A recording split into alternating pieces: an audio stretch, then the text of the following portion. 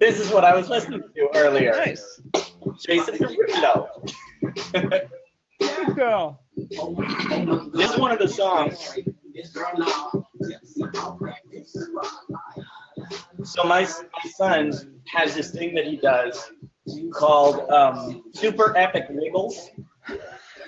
Super Epic Wiggles happens in the mornings sometimes, but it typically happens at night because it's the way that he gets out all these wiggles before he gets in bed.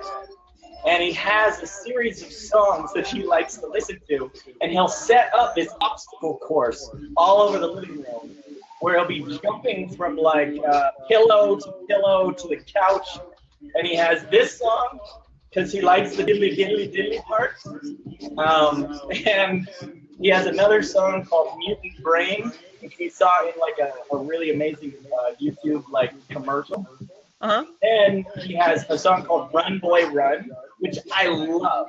Run Boy Run is a song that has these like very poetic and archetypal Joseph Campbell imagery. Not like that. Right. But I love Run Boy Run. It really evokes this feeling of like the hero on a journey. This one's more just like dancing. Hey! Do we have any people joining us in the thing? I'm going to turn this down.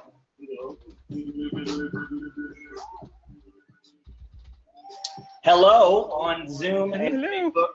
If you are there watching me, hearing me, my name is Nicholas Rave. In case you don't know, you probably do if you found me on Facebook. Welcome to How to NLP Standing Up. We are here back for a 5th week in a row. Yay! I have no idea what we're talking about, but I think it's going to be awesome. Did you remember to grab the questions that we had from different posts in the past few weeks?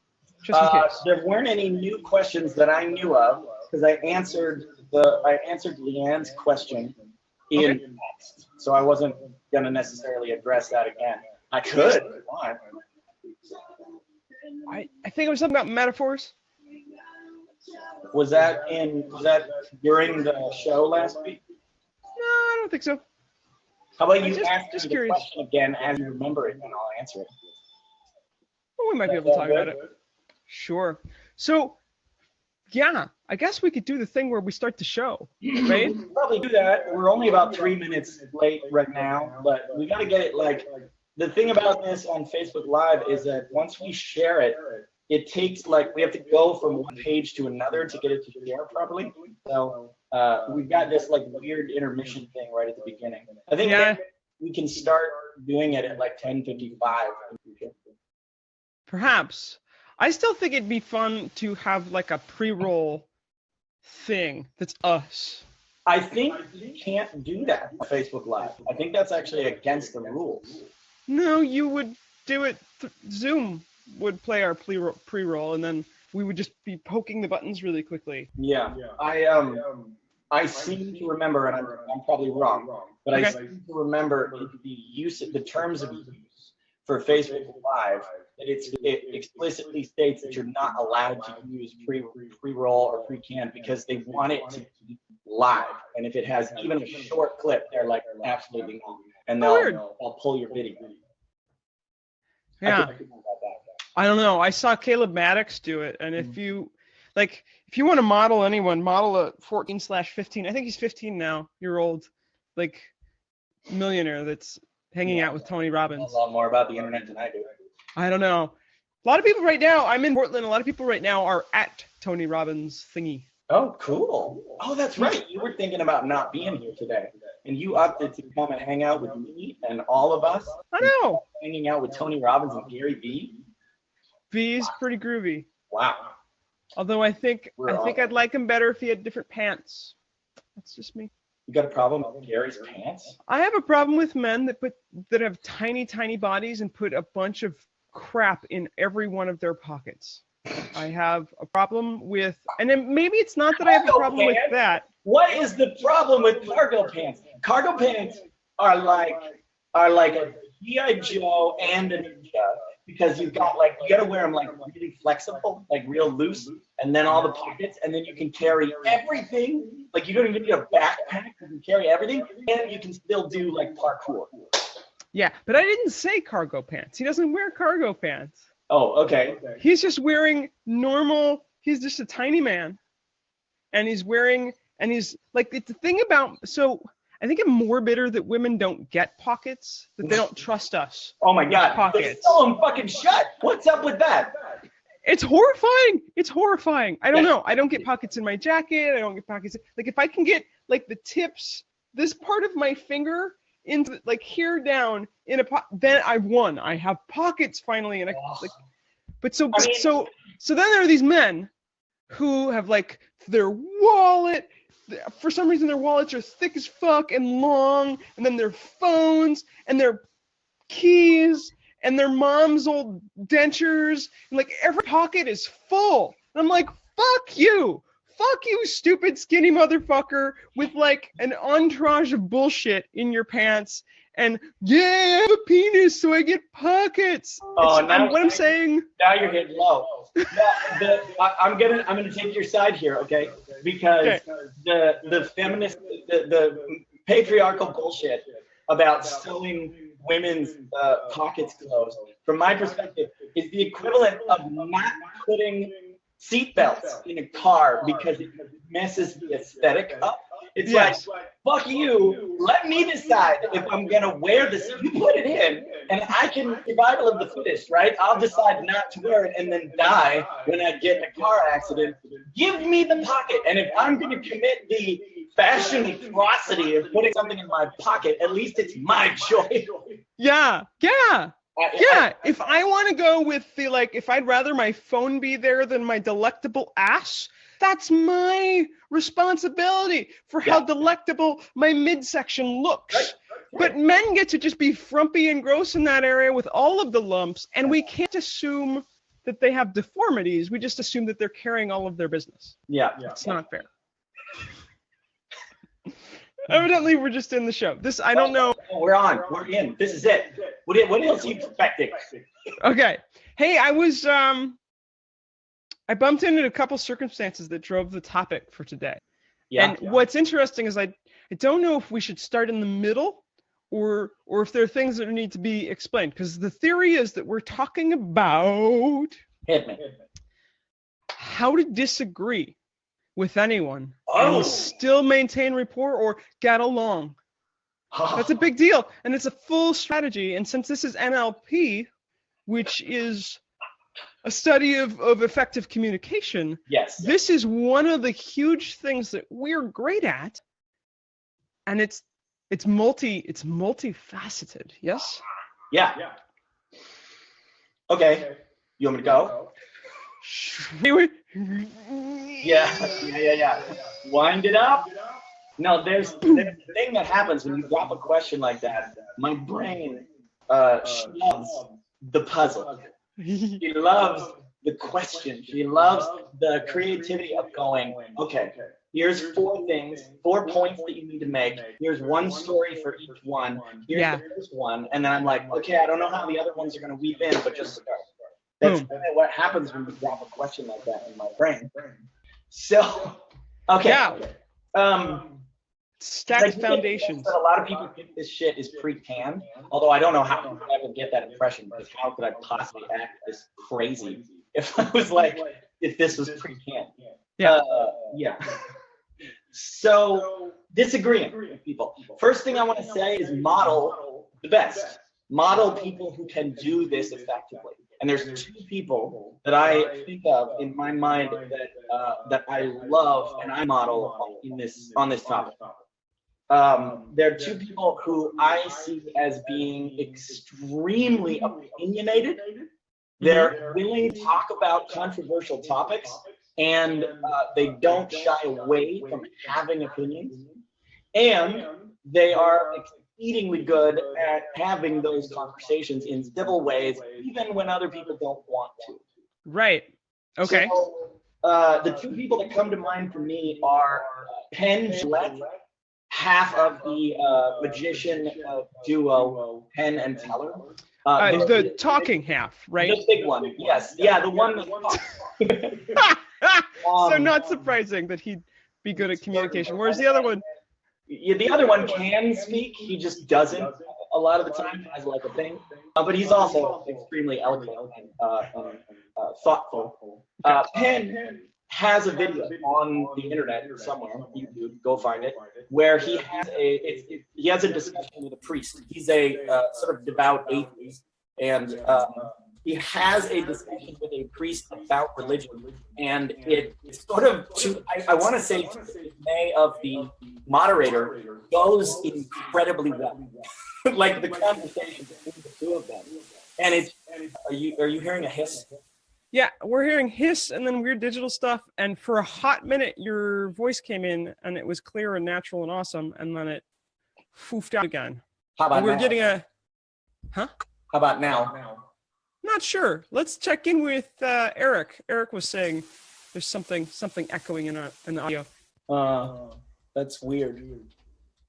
Quite a lot of echo. Oh, can you put on headphones? Because I think it might be coming through because I can hear it coming back from you. Yeah. I think I haven't changed anything that I've ever done ever, though. Well, I don't know. Sometimes Zoom just gets weird. I hear Okay. Yeah, hisses has nothing to do with my volume level. The hiss Is it? seems to be gone. Okay. Okay. Technical difficulties, pardon everyone. That sort of lost a bit of momentum. But I'm still getting a lot of echo. Yeah.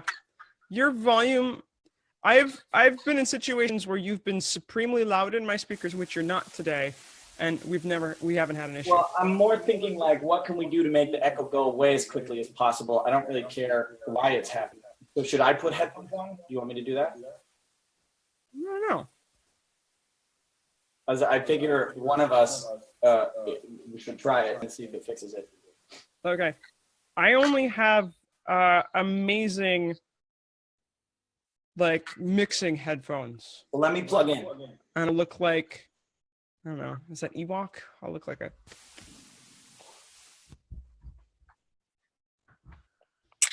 I'm supposed to entertain people while we're doing this. Okay, I'm gonna have to be closer to the camera. I'm gonna put on the. Okay, so that's the good microphone. I still hear the echo like very intensely. Yeah, so maybe it has nothing to do with me. I don't think we can. But you sound better. Okay. I don't think that we can prove that it doesn't have anything to do. Like, I mean, I can hear my voice full blast coming in my ears. Yeah. So what do you think we should do? Because I don't think anybody's going to want to listen to it if it got that echo like that. I can listen to whatever Facebook is doing and see if it has an echo. What happens if you mute your microphone for just a second? If you mute your microphone, do I hear an echo? I don't hear an echo anymore. Echo's gone. No echo at all. Can you hear me? Maybe we should just do the show with me muted the entire time. Well, that doesn't sound like as much fun. No, it doesn't. Is there an echo now? Yeah, it's back. I mean, can you put on dumb headphones or? Nope. Do you have any headphones like this? Not with a long enough cable. Uh-oh. Do you want to try jumping out and jumping back in and see if that fixes it? Sure. Because muting it didn't help. Sorry about the technical difficulties, everyone. I don't know if anybody's still here watching at this point. We'll get back to talking about something in a minute.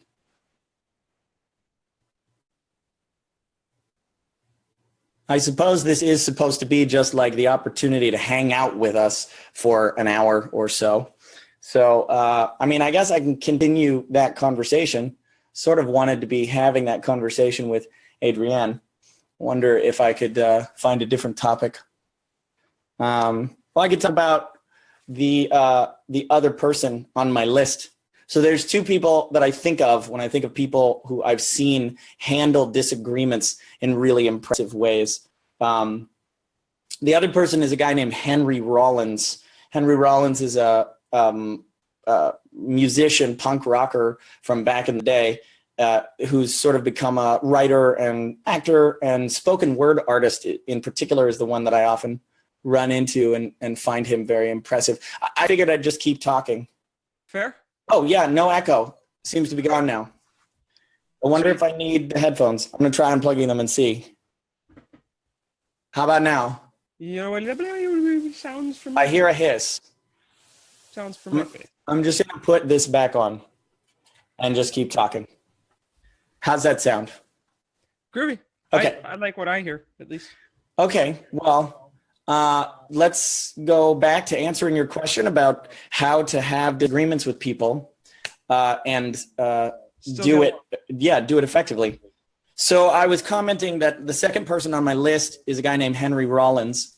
And one of the things that I found that I appreciate so much about Henry is that you can watch his spoken word and you can see how clearly passionate he is about his thoughts and his feelings about things. But then you listen to him in contexts where he's actually in discussion with another person, and he is so humble that it blows my mind to see someone who's so opinionated when they are expressing their view, but then when they're in conversation with someone else, to see them go, the last thing I want to do is step on someone's, it's just, he's so well thought out in the way that he speaks. It's something I admire and aspire to. Okay, so you've brought up two, they're a little bit more counterculture. They're not supremely mainstream. They're well-known people. And like, first of all, I don't know if people get that you can actually have a civil conversation with someone who you disagree with, and you can actually share opposing views back and forth and still have respect for each other. That's not something that's taught very frequently. Yeah. To most people. And well, it's generally not demonstrated. So we're sort of talking about Sasquatch in some ways. Wait, you can disagree with someone and still get along. Yeah.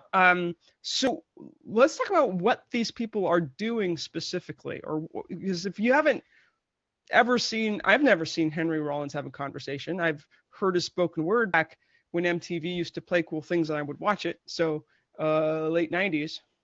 So I know he exists, and I know Penn Teller does magic and he talks out loud. Yeah. And I've never seen them specifically disagree with people. Well, my thinking behind sharing those first is my brain immediately went to where have I seen really extreme examples of this done effectively? Yeah. Those are some examples.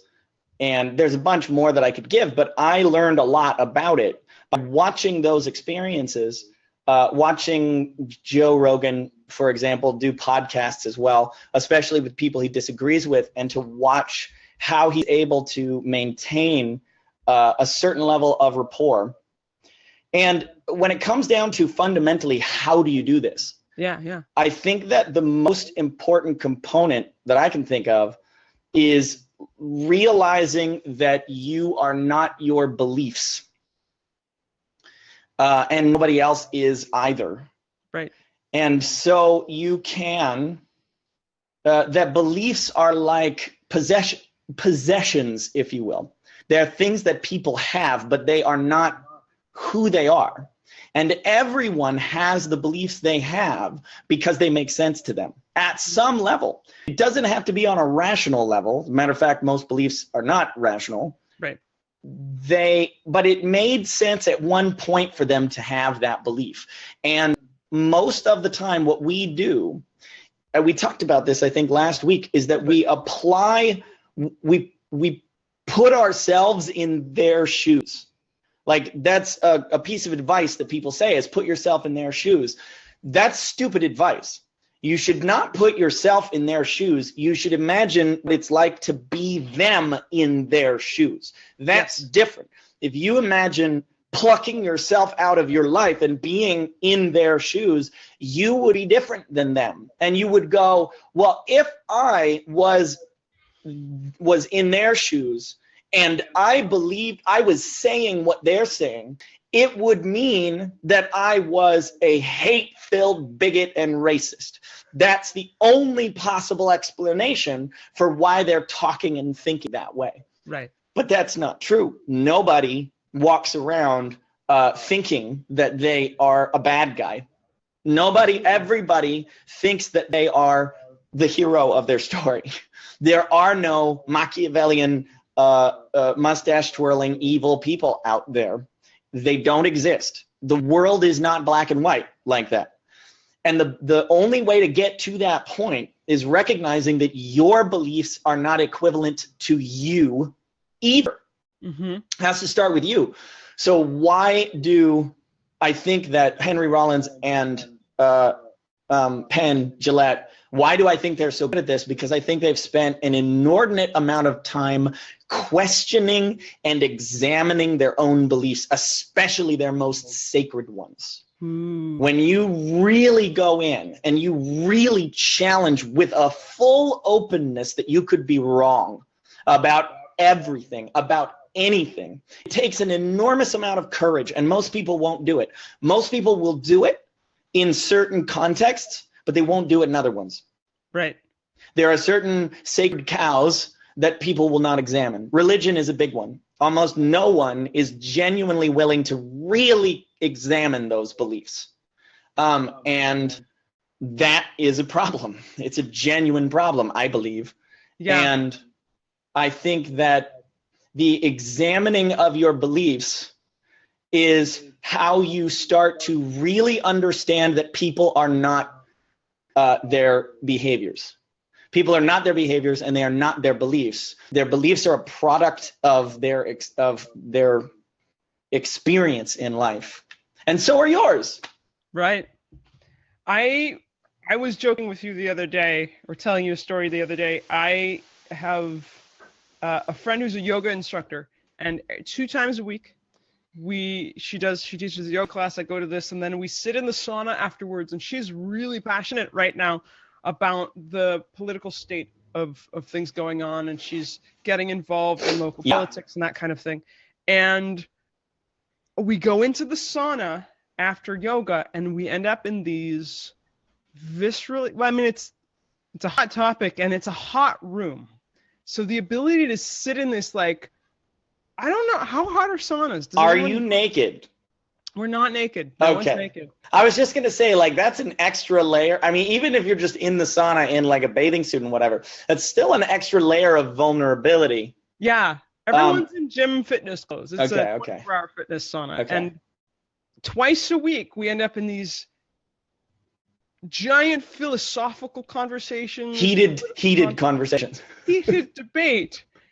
That's also extra heated because it's in the sauna. Yeah. And because I've been utilizing tools of rapport that I learned from NLP, I have been able to, like, help people shift and have, like, the whole group have a discussion in a way that doesn't turn volatile, because it's like most people debate teams. I would love to see, like, the Stanford debate team versus Columbia in a sauna. In a sauna?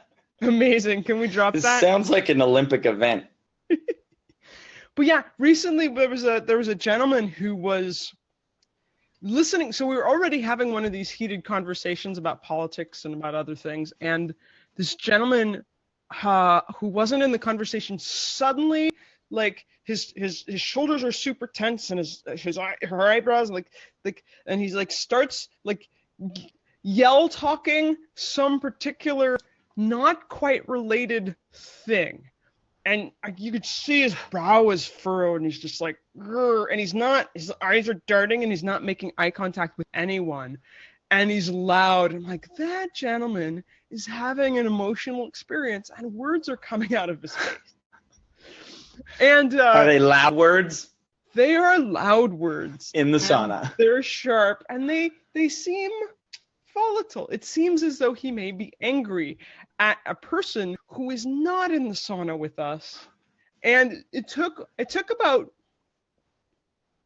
I don't know, it took about 45 seconds or so for me to get into the kind of rapport with him where his shoulders dropped, and then maybe within a minute he was making eye contact with me, and then at sort of just before 2 minutes he'd scooted into me and was talking quietly and low. Was everyone else kind of like scooting back at this point and you were coming forward? A little bit. The other people were so concerned that they actually just stopped looking at him and stopped talking to him and started having another conversation because they were If we terrified. ignore it, maybe it'll go away. Yeah. And I'd had another recent experience kind of like that at the movie theater where somebody was like yelling and big, and I like just matched him by like getting really yelly and big but changed the content, and then he turned into like a puppy dog. Well, you bring up an interesting strategy that I could go on a rant about. So the first thought that comes to mind is that one of the keys to being able to have a disagreement with someone and not have it escalate or still be friends with the person afterwards. Yeah. And by the way, one of the reasons why you would want to do that is like, I know people that are like, why would I want to have a disagreement with someone who I think is a despicable human being? Because you're better at talking when you're not triggered. Yeah. That's the only reason. Also because, excessive negativity and stress is just bad for you. But, let's talk about it from a very practical perspective. If a martial art, if somebody's in a fight with you and they can make you angry and they're not, they win. Yeah. The fight's already over. Right. So that's the key. One of the keys is to be able to remain calm in your own body. So this is easier, weirdly, with strangers. It's easier with strangers because they don't push your buttons. Most of them don't push your buttons the same way that the people closest to you do. And I used to joke, like, do you know why your parents can push your buttons so effectively? Because they put them there. They were the ones who installed the buttons, so they know exactly where they are unconsciously. But like, I had an experience one time where there was this woman downstairs at my apartment complex. I'm going to tell a short version of this story, but I came in to the parcels area, and I could tell that like, you walk in and you can feel the like heaviness in the room, and I look at her and I immediately see her and the woman who's like manning the desk there, and she is laying into her with this intensity of lecturing about how this apartment complex should be run because this package had gotten lost, and she goes on and on and on, and I'm very much aware of my physiology at this point. I'm conscientiously practicing, noticing, and I walk in and I feel myself start to panic. Because this woman reminds my animal of women from my childhood who used to use emotions to trigger my shit and manipulate me. So I look at her and I immediately start getting like, and I'm like, so I start breathing through it. I start calming it down. And then at some point, this is like 5 freaking minutes. I'm standing here and I have like one package that I swear to God is sitting behind the woman. So I'm like, can I just come up and like talk? So I walk up and I got in her peripheral vision like this, like she's facing that way. And I'm just like, hi, would it be okay if I just took like a minute to talk with her? And she goes, you know what? No, it would not be. And she like comes at me, and like at that point I feel the fight flight response start coming up. So I like stopped listening. And this is something I learned from a dude named Elliot Hulse. He said, sometimes when you're in the middle of a conversation and you start to learn that your greatest superpower is not your linguistic brain, but your kinesthetic brain, your body, your ability to feel things. Like, if you want to know how to know if someone's lying, you just get really, really, really good at noticing your feelings inside. And you can feel it. Mm-hmm. better than any lie detector that exists in the world at this point. I'm not saying it's 100% accurate. Right. Certainly people who know how to push your buttons will be able to lie to you effectively. But the more you work on your own shit, the more you're like, I can feel that person's tension as they're lying, so I know they're lying. Right. Mirror neurons and such. So at this point, I tuned out because Elliot Hulse, highly recommended if you haven't heard me mention his name before, go check him out on YouTube. He says that while you're in the middle of a conversation, if you notice like somebody said something and I got triggered, like I feel tension in my body, it is okay to just check out of the conversation. That is, I mean, some context it's not. Right. But it is okay in some circumstances. You're just hanging out. Like this used to happen to me all the time in like social settings. I'd walk up, I'd be talking to people, they'd say something, I'd get tense, and then I'm like, and I'm trying to like fight through it. Right. Instead, just turn your attention inward. Notice what's happening in your body. Feel it. Don't fight it. Don't force it. Just let it happen. Put your awareness on it and let it do what it's trying to do. Don't try to figure it out. Don't assume that there is a lesson, a linguistic lesson that you need to learn. If you have a problem that is in your body and you bring it up into the world of thoughts and language and where did this problem come from? What's the root cause? All these things. You have to take it back down into your body again before you actually fix it. So you can just skip that step a lot of times. You can just leave it in the body, let the body finish its process. And the main tool is awareness. Just put your awareness on it, and then you can be like, oh, I'm sorry, I wasn't listening. I missed what you just said because I was like, I got distracted. That's it. Like, what are they going to do? Punch you in the throat? Probably not. So this woman, she triggered me, and I stepped back because I knew at that point anything I said was going to escalate this situation because she reminded me too much of other situations. So you got to get that crap out of your body, bottom line.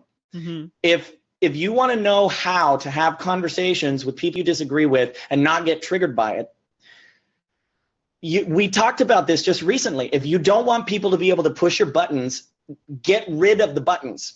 Mm-hmm. Uninstall the buttons that people are pushing that are triggering you because number one, they won't be able to push them anymore. And number two, because it'll make you the person that you are supposed to be. Well, the person, yeah. Is that you're talking about physiology in a conversation. People generally think, oh, if I want to be able to communicate with someone, we disagree. Maybe I'd like to influence their thoughts and beliefs. I'm going to use the word. I call it tongue fu. Right. Like words. And words are really a teensy part of our communication. They're what, depending on the statistics you look at, it's like about 5%, 5 or 7% of our. Yeah, it varies depending on. The rest of it is our like tonalities, maybe 25, 30%, depending on where you're looking. I know these won't add up to 100%, but there's like 65 to 70% of our communication is like our physiology, our body language. And if we have tension in our body, no matter what we're saying out loud, that's what we're communicating. And if we need to have flexibility of the language we need to use, we need to also have the flexibility in the body. And people don't. Okay, you and I are trained to utilize our entire selves to communicate things because we've been trained as actors, right? Most people don't get that this whole thing is their instrument.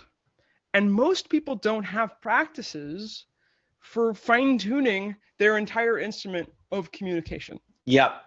And most people are also not aware of how little awareness they actually have.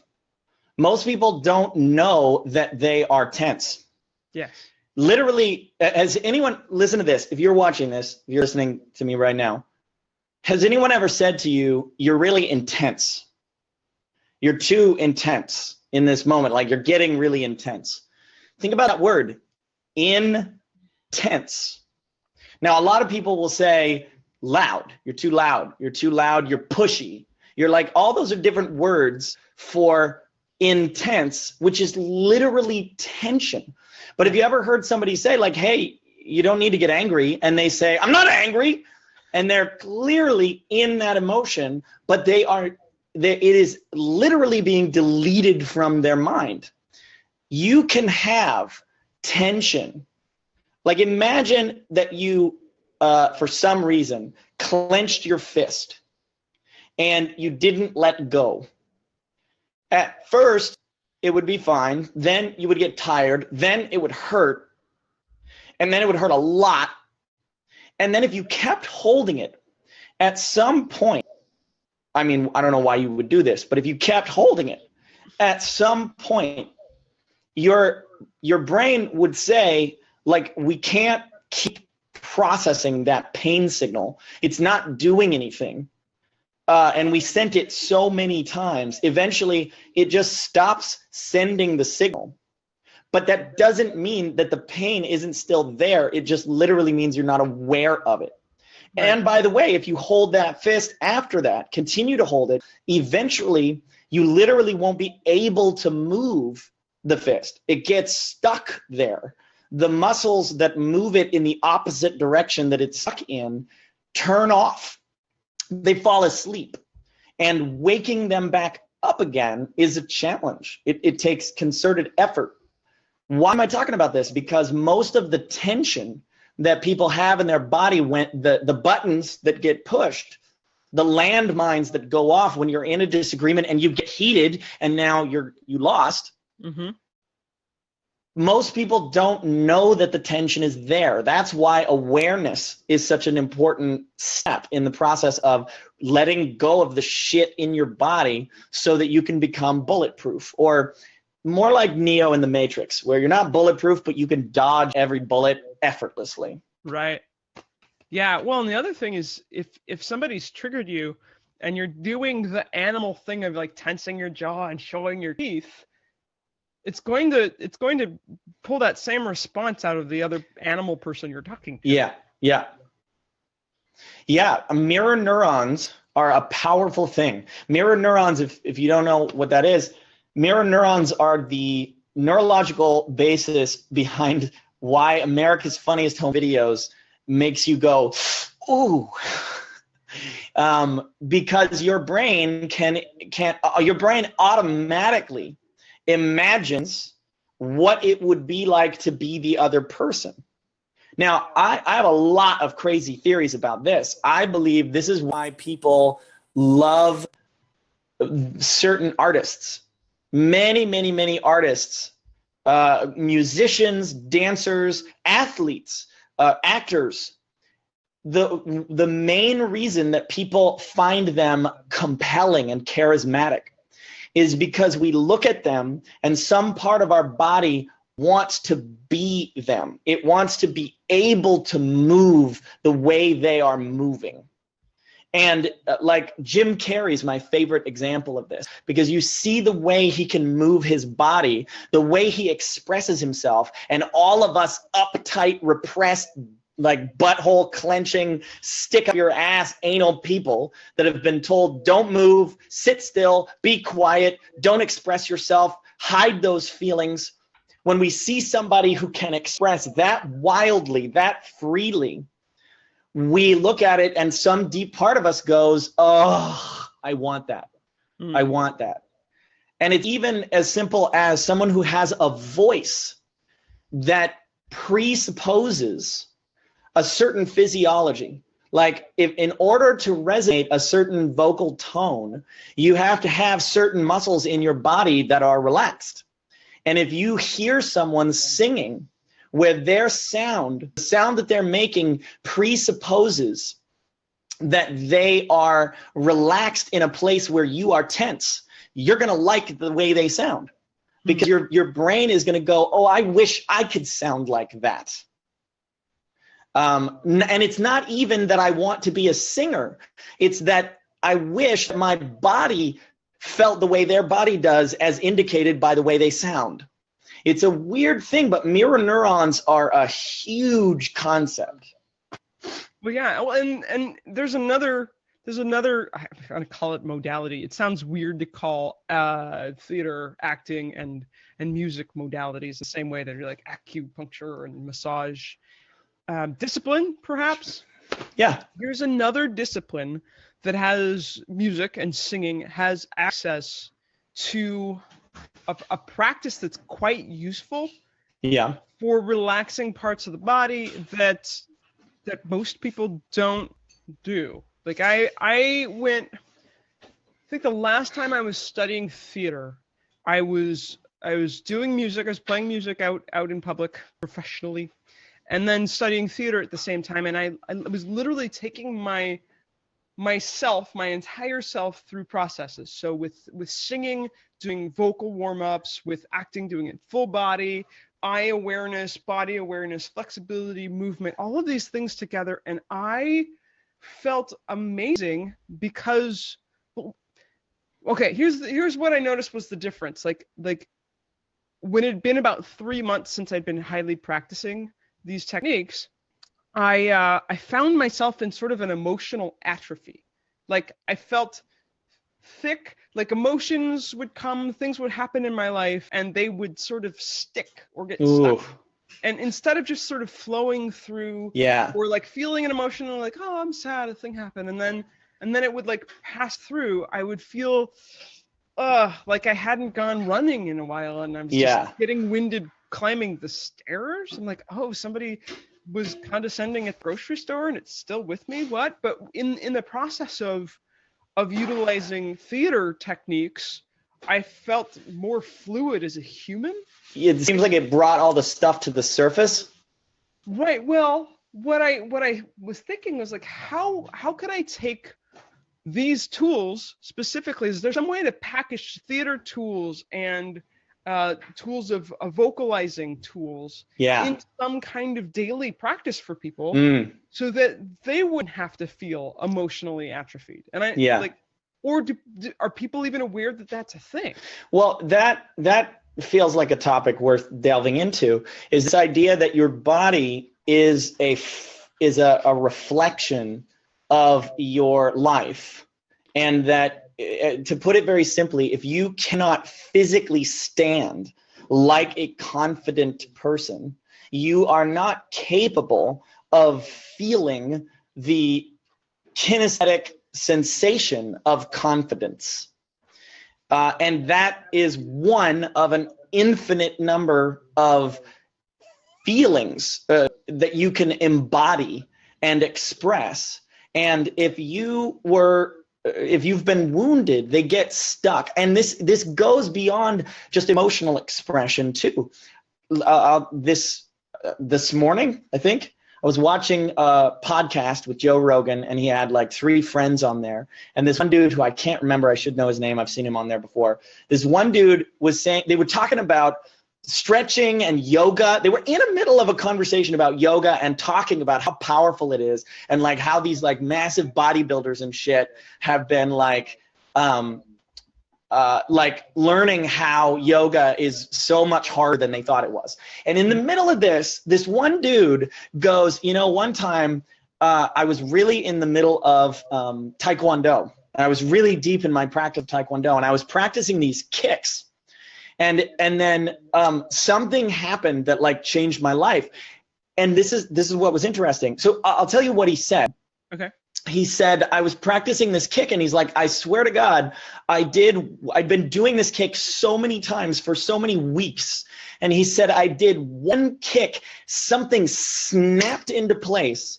And he said, all of a sudden, I started being neater everywhere in my house, everywhere in my life, like my car, my business, my email, my house. I just started getting neater.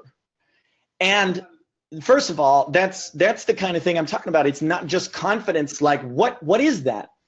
But the thing that I thought was so interesting is that immediately the 3 other dudes in that room started ragging on him so hard about how fucking stupid that was. And he's like, yeah, whatever, weirdo. Like, yeah, that fucking, you sound like an idiot. And he like I saw him back off on it because he was like, oh, like they're going to poke fun at me. And I'm like, what is that? Like, if I had been in that room, I would have been like, I know exactly what you're freaking talking about. Right. So your body is a reflection of your life, and working on your body allows certain experiences to come through in your life. Even things as metaphorical as opening your heart. Like, there's a reason why we use that metaphor, that when we are hurt emotionally, we do this, we close down, and we do it like, ow, this really hurts. But then when we get over it, we try to stand all the way back up. But over time, maybe it was such a deep hurt that all it took was one time and you never could fully stand back up again. Or maybe it was like repeatedly, you'd been hurt so many times that eventually you just can't fully stand back up again. But, you know, to me, it comes down to this decision to say, I'm going to choose to stay open in spite of the pain. Like, I will not let life close me down. No matter what happens, no matter how tragic, no matter how much it takes from me, which it hasn't for me that much. I live a pretty privileged life by any possible measurement. But, you know, the harder your life has been, the more of a challenge it is to do that. But to me, what's the alternative? Right. Get bitter, get closed off, get full of hate and fear and judgment because you got hurt?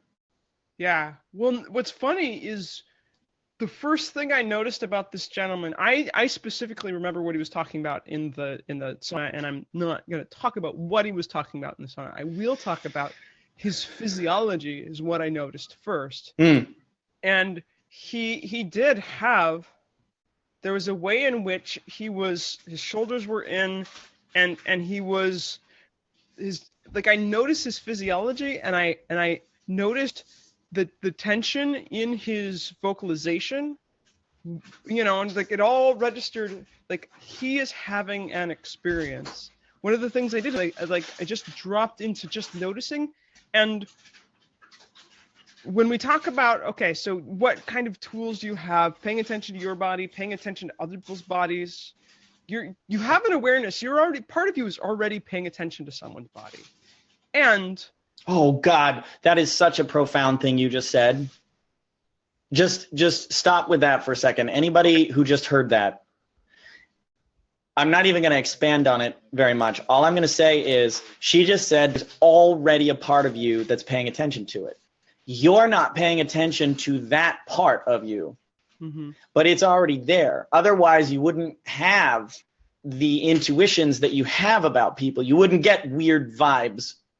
And we frequently, because we're not paying attention to it, the vibe happens and we ignore it. But yeah, you just said it's already there. Just pay attention to it. That's so empowering.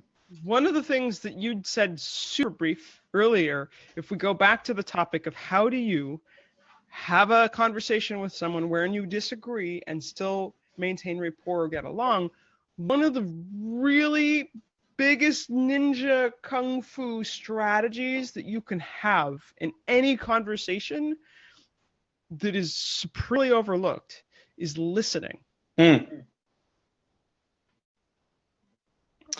Yeah. Pausing there because you handing it to me. People think they're amazing communicators because they talk all the time. And some of the best communicators are amazing listeners. Yeah. I mean, for me, listening comes down to two keys. The first one we've already been talking about, which is feeling.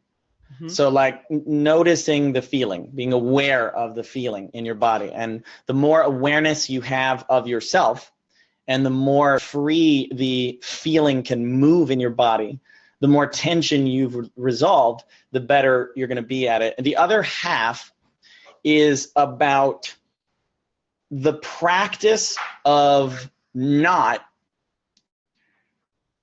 thinking of your response while they're talking.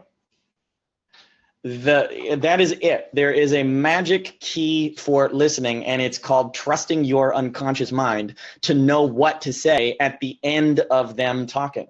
Mm-hmm. And what that means is that while they're talking, you don't think about what you're going to say next. You allow them to take you on a journey. This is harder with some people than with others. Really great communicators are people that you don't even have to try to go on the journey with them because they're so good at it. Some people, you have to be like, oh, okay, how did we just go from here to what in the shit is happening in this story? But there's a big difference between doing that, what I just said, and listening to the first section. This is what most people do, is that they'll listen to the other person talk only as long as they need to formulate their response. Then they stop listening to everything else they're going to say, because as soon as they're done talking, what are they going to do? They're just going to rebuttal against the first thing. But that isn't talking. That's not communicating. No. So what is listening? Listening is going on the journey, and then when you're done, take a fucking breath. I've heard of that. Like, breathe in, think about what they said, and then say whatever comes to mind. And by the way, y'all can probably hear my voice right now. And I have become more and more convinced that this is no longer the cold from hell. This is a radical transformation my body is going through, where my esophagus and lungs and trachea are moving in some capacity, because I've been doing a lot of work on it.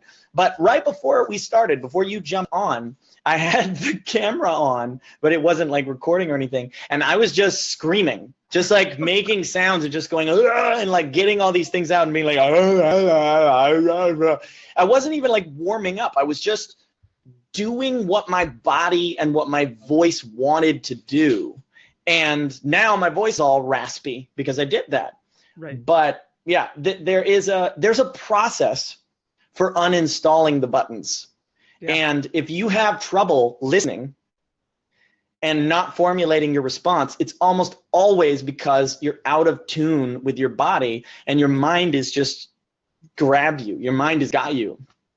And there are some schools of NLP that talk about the physiological aspects of communication and what that means. I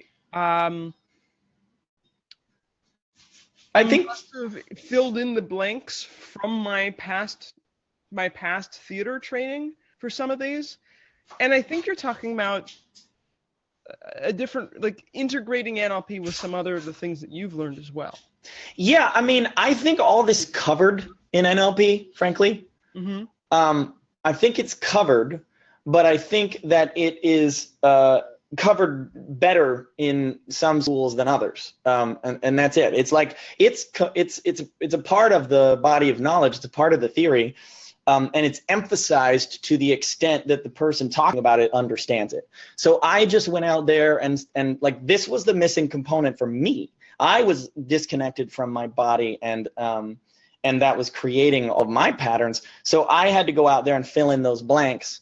And then I sort of brought that all back in, and I found, oh, NLP's not wrong. I just ignored those sections. I didn't pay attention to it. So do you want to talk about the uninstalling the buttons thing? Yeah. Yeah. Yeah. We've got about 6 minutes or so. I was going to talk about the waste products real quick. Ooh, I love it. Okay. So there's a dude by the name of Brad Blanton, wrote a book called Radical Honesty. Near the beginning of the book, he talks about this theory that there are many different innovations, let's say, that are credited as being the most important thing, like the backbone of modern civilization, like the wheel and fire and these kinds of things. And there's one theory that says the single most important innovation in the history of humanity is sanitation. Specifically, getting your waste products away from where you live. That, there were entire plagues that were about. You read stories about Shakespeare's time. I remember this from Shakespeare class in college, that they used to wear these necklaces with perfume in them, because they would hold it under their nose while they were talking to other people, because everyone fucking smelled so bad. That there were people back then who believed that bathing was like a bad thing to do. So they would there were like crazy people who would like bathe twice a year.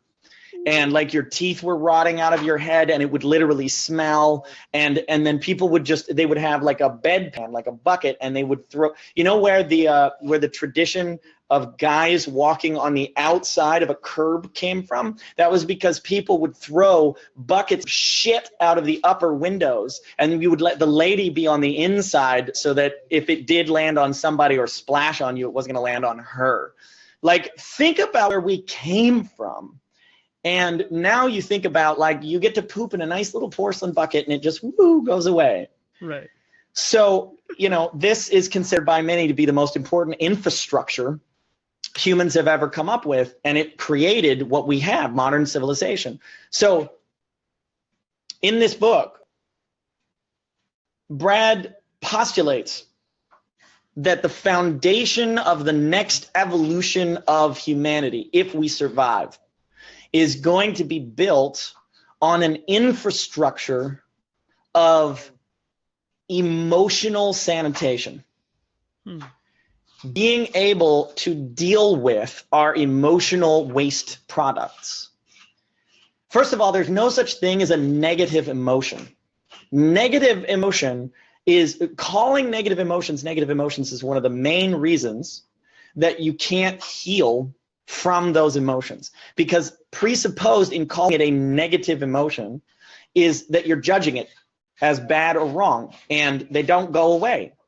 You turn angels into demons by calling them monsters. And when you call your anger bad, it becomes bad because you repress it. So you can think of it in terms of like the poles of a magnet, like positive and negative in that way. But the word negative is just so charged. It's better not to call it that way. To say anger is positive, fear is positive. Every emotion can be expressed in a positive or negative way. And there is no such thing as a negative emotion. There's your anger, guilt, hurt, fear, pain, sadness, whatever. They are no more negative than poop is negative. And this always makes me think of a Family Guy joke from one of the first 3 seasons back when Family Guy was still funny, where there's this one part when they go into this bookstore and they're like, I need to teach my son, my baby how to be potty trained. And they're like, well, we have the ever popular Everybody Poops and the not quite as popular Nobody Poops But You. And then he goes, well, we're Catholic. And he goes, oh, then you want... You're a naughty child, and that's concentrated evil coming out the back of you. And he's like, yeah, that's the one. So by the way, we almost all of us have a bunch of shit, literally and metaphorically, around potty training. Like, we almost all have trauma stored in our butthole muscles because we were shamed into not pooping our pants, and so we learn to hold all that stuff in. It doesn't have to be that way. You can actually let it go and you won't shit your pants. But I digress. There are processes through which you can deal with the natural, everyday emotional buildup of waste products. Just like you eat food and you make poop, that's normal. You live life and you make anger and resentment and frustration and these things. And you need practices to be able to get them out on a daily basis. But you also most people need to be doing more than that.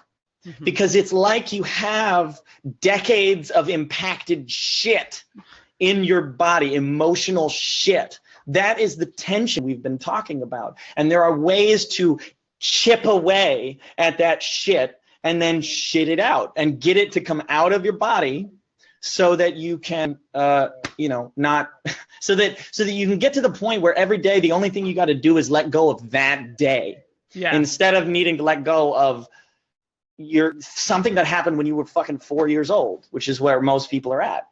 Emotional. Yeah. Essentially, there's a way to get an emotional enema. Yes. Oh, and it feels like that. That is an apt metaphor. A suppository for suppressed emotions. Oh, Yeah. I can do it. I just. You got it. It was good. Yeah. I mean, I think we're at time, aren't we? Pretty much. That was good. That was a nice 5-minute thing right at the end there. I like that. Yay, 5-minute thing. Okay. We've NLP. Coralie says, is that a psychological term? Emotional shit? Yes, it is. That's in the DSM-5, yeah? Yeah. Someone can point me in that direction. I'm sure if we Google it, it's on Wikipedia. Yeah. Should be. That's my term for it. It's a term. I used it. Coined. Yeah. Boom. Are we All done? right. I think we're done. We did the Hey. thing. Everyone who's here, thank you. Yeah. Thank you. Yeah. For being here. Thank you, Adrianne, for being here and helping me do this. Thank everyone for watching this either live or later. And thank my wife for putting up with me yelling in the living room for an hour. Yeah, I'm excited. I hope to see all of them next week. We have a special guest on. Oh, that's right. Yeah, we're going to actually do you want to talk about it? Yeah. We have a guest coming on who has experienced anxiety. And we're going to, so our focus next week, we did have some questions in the past about anxiety. So I specifically decided that we could see these tools in action. Yeah. NLP and hypnosis in action. So we'll have a guest next week. Yeah. And I don't know what I'm going to do, just so you know. Like, I haven't talked to this woman. I don't know anything about it other than anxiety. So you're going to get to see beginning, middle, and end the whole process of what I would do to help someone who's struggling with anxiety as like a pattern in their life. And you may find that going through the process yourself, if anxiety is something that you struggle with, that you can actually reap some of those or all of those benefits yourself, assuming it works. Absolutely. I'm really excited, and I hope to see you all there. Okay. Love you all. Have a good rest of your day. Bye-bye.